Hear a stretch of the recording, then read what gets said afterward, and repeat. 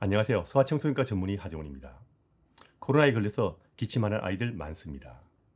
코로나가 호흡기 합병증이 많다고 해서 기침하면 참 고민스럽습니다. 오늘은 아이가 코로나에 걸려서 기침하는 경우 대처 방안과 집안에서 주의할 점과 다시 의사의 진료를 받아야 하는 경우 등에 대해서 말씀을 드리겠습니다.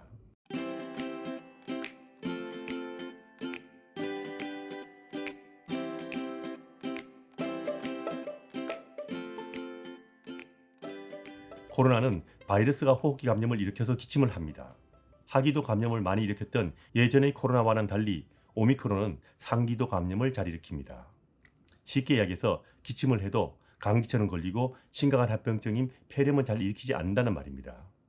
그래서 오미크론이 확산되면서 코로나가 중증으로 넘어갈 확률이 확 줄어들게 된 겁니다. 코로나에 걸린 아이가 기침을 하면 소아과사의 진료를 받는 것이 좋습니다. 대면 진료가 힘든 경우가 요즘은 대부분일 건데 비대면 진료라도 받는 것이 좋고요. 필요한 경우 약을 처방받아서 먹는 것이 좋습니다. 코로나 확진받아서 진료받고 약을 먹는 중이라도 기침이 심해지거나 잘 이해가 되지 않는 경우라면 평소 아이가 다니던 소아과에 비대면 진료를 받으실 수 있으니까 연락을 해보시면 됩니다. 기침을 하는 경우는 수분을 충분히 섭취하고 특히 물을 많이 먹는 것이 가래를 묽게 만들어주는 효과가 있을 뿐 아니라 호흡기 점막이 민감해지는 것을 줄여주는 효과가 있습니다. 특히 아침에는 밤새 빠져나간 수분 보충이 중요하기 때문에 아침 일어난 후에 물을 충분히 먹는 것이 좋습니다. 음식을 골고루 먹는 것도 좋습니다. 아플 때 잘 먹을 수 있으면 우리 몸도 병을 잘 이겨낼 수 있습니다. 물론 아플 때는 저도 잘 안 먹겠지만 그래도 평소 먹던 대로 잘 먹이는 것이 병을 이겨내는 데 도움이 됩니다. 소화가 안 될까봐 일부러 적게 먹이거나 이런저런 이유로 우유나 고기를 먹이지 않는 것은 도움이 되지 않습니다. 우유 먹어도 되고요. 소고기 먹어도 상관없습니다. 기침약 먹는 것과 이런 음식 먹이는 것은 별 상관이 없습니다.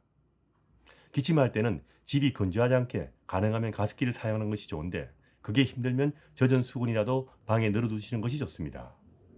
가습기 청소를 잘해야 한다는 점도 꼭 잊지 마시고요. 먼지도 적은 것이 좋은데 다 같이 걸린 경우라면 공기청정기도 도움이 되고요. 수시로 방을 물걸레로 닦고 환기를 시켜주는 것이 좋습니다. 기침이 심하다고 아이들에게 소금물 가글 하는 것은 권장하지 않습니다. 기침할 때는 의사의 처방 없이 종합감기약을 함부로 먹여서는 곤란합니다. 종합감기약에는 해열제가 포함된 경우도 있는데 이런 약은 열이 없을 때 먹여서는 안 되고요. 기침 억제하는 약이 포함된 종합감기약도 주의해야 됩니다. 코로나에 걸린 아이가 기침한다는 것은 우리 몸에 바이러스 감염 때문에 생긴 나쁜 것을 배출하기 위해서 기침을 한다고 생각하시면 됩니다. 기침이 나쁜 것은 아니라는 이야기입니다. 그런데 기침을 줄이는 종합감기약을 먹이게 되면 나쁜 것을 내보내지 못하게 될 수 있다는 이야기입니다. 간혹 기침을 줄여준다는 민간요법을 사용하는 경우도 있는데 이 역시 권장하지 않습니다. 간혹 기침이 심하면 폐가 나빠진다 생각하는 부모도 있는데 이건 사실이 아닙니다. 기침이 심해서 폐가 나빠지는 것이 아니고요. 폐가 나빠지는 병에 걸리면 기침이 심해지는 건데 아이들 코로나의 경우는 대개 폐가 나빠지지 않기 때문에 기침 때문에 폐가 나빠질 이유는 없습니다. 기침할 때 등을 두드려줘야 한다고 생각하는 부모도 있는데 이 역시 요즘엔 별로 권장되는 방법이 아닙니다. 보통의 아이들에게는 가래 배출의 효과도 별로 없을 뿐 아니라 기침에도 별 도움이 되지 않습니다.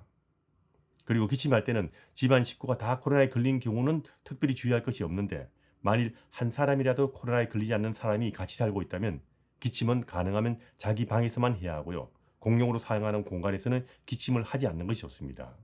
만일 꼭 기침을 해야 할 경우는 마스크를 끼고 있는 경우라도 입은 가리고 다른 방향을 보고 기침하는 것이 좋고요. 기침 후에는 손 잘 씻고 방을 환기시키는 것이 좋습니다.